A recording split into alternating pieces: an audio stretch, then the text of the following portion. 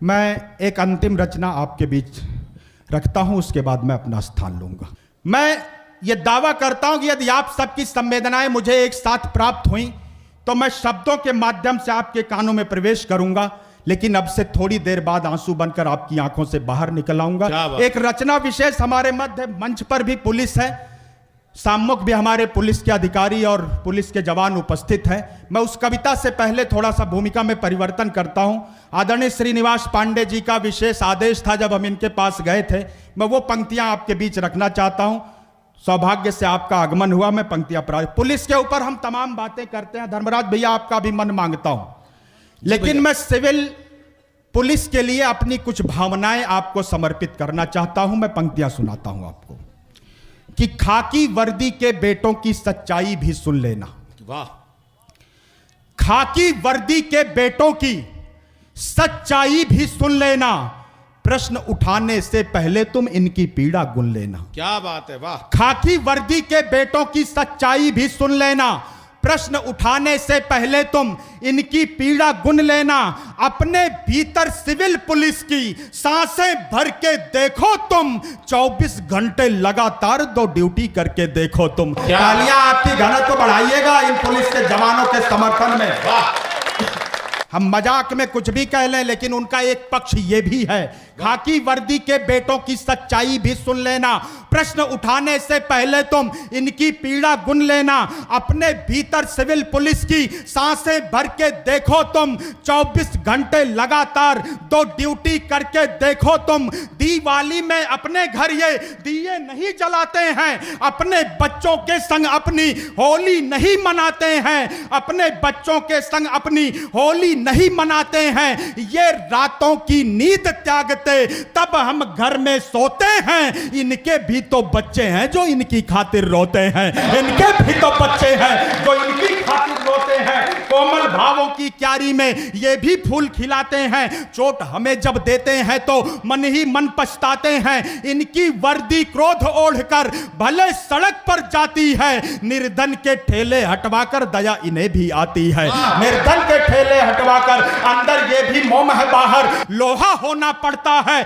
इनकी चुनौती को समझिएगा, अंदर ये भी मोम है, बाहर लोहा होना पड़ता है। अनजानी लाशों को अपने सिर पर ढोना पड़ता है। राजनीति के चूल्हे से नित राख उठानी पड़ती है। अपनी छाती पर अपनों की गोली खानी पड़ती है, अपनी छाती पर अपनों की गोली खानी पड़ती है। घर के अंदर पलने वाले दुश्मन से ये लड़ते हैं, चोर माफिया के आगे नित इनके सीने अड़ते हैं। पड़ी जरूरत मातृभूमि को दान बड़ा कर जाते हैं। सरहद के सैनिक जैसे ही ये भी प्राण गंवाते हैं। सरहद तालियां कमजोर है, घनत्व बढ़ाइएगा अगली पंक्ति पर। वर्दीधारी इन वीरों के हित का पूरा ध्यान धरो। भारत मां के बेटे हैं ये, इनका भी सम्मान करो। बहुत आभार, बहुत प्रणाम करता हूं और अंतिम रचना से मैं आपसे विदा लेता हूं। आदरणीय भैया का भी आगमन हो गया है, बजरंगी विश्वकर्मा जी के बड़े भाई जी।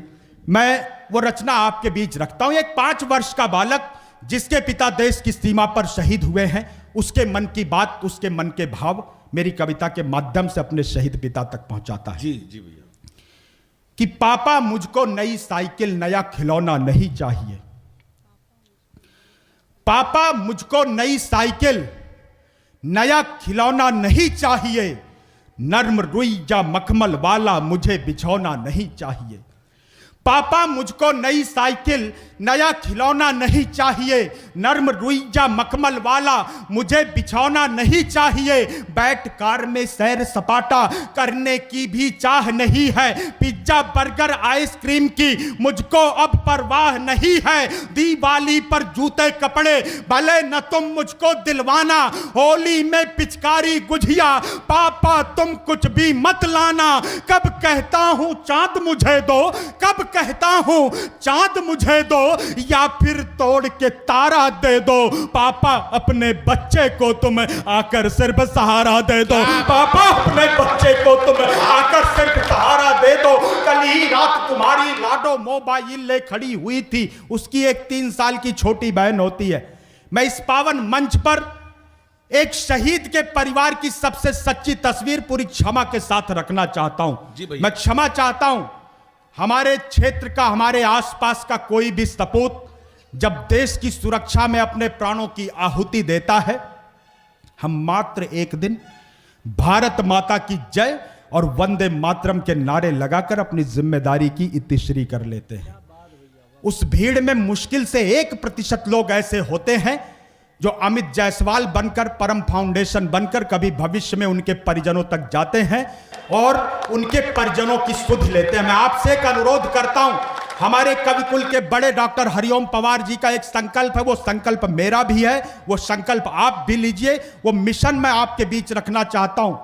आप ये संकल्प लें, आपके आसपास का कोई ना कोई बजरंगी विश्वकर्मा अवश्य होगा जिन्होंने देश की सुरक्षा में अपने प्राणों की आहुति दी होगी। आप ये आज से संकल्प लीजिए, वर्ष में कम से कम एक बार किसी भी त्योहार पर 15 अगस्त, 26 जनवरी, होली, दीपावली, कभी भी एक मिठाई का डिब्बा और एक गुलदस्ता लेकर उनके परिजनों के घर जाइए और उन्हें एहसास कराइए कि आपके बेटे की कुर्बानी ये समाज, ये देश भूला नहीं है। और इस तरह खामोशी से ये शुभ संकल्प नहीं लिए जाते। मैं पंक्तियां निवेदित करता हूं।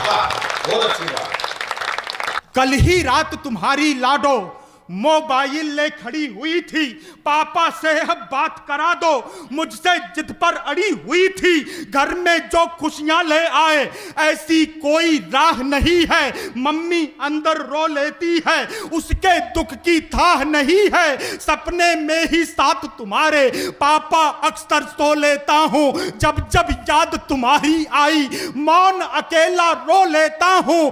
अपनी बाहों में भरकर तुम, अपनी बाहों में भरकर तुम मुझको यह जग सारा दे दो, पापा अपने बच्चों को तुम आकर सिर्फ सहारा दे दो, पापा अपने बच्चों को तुम आकर सिर्फ सहारा दे दो। पापा उस दिन ओढ़ तिरंगा जब तुम द्वारे पर सोए थे। मैं अपने काव्य पाठ और कविता की अंतिम पंक्तियां आपके बीच रखता हूं। यदि आपने कभी किसी शहीद के अंतिम दर्शन किए हैं तो थोड़ी देर में वो दृश्य जीवंत करूंगा और ये मेरे जीवन की भी सच्ची पंक्तियां मैं आपका मन मांगता हूं। पापा उस दिन ओढ़ तिरंगा जब तुम द्वारे पर सोए थे, दादा दादी मम्मी तुमको बाहों में भरकर रोए थे। पापा उस दिन ओढ़ तिरंगा जब तुम द्वारे पर सोए थे, दादा दादी मम्मी तुमको बाहों में कसकस रोए थे। सीने पर अनगिन गोली थी, सीने पर अनगिन गोली थी, धड़के संग सिर साथ नहीं था। पैर तो दोनों ठीक थे पापा, आया दाया हाथ नहीं था। पैर तो दोनों ठीक थे पापा, आया दाया हाथ नहीं था। घर पर भारी भीड़ जमा थी, विदा कीजिएगा।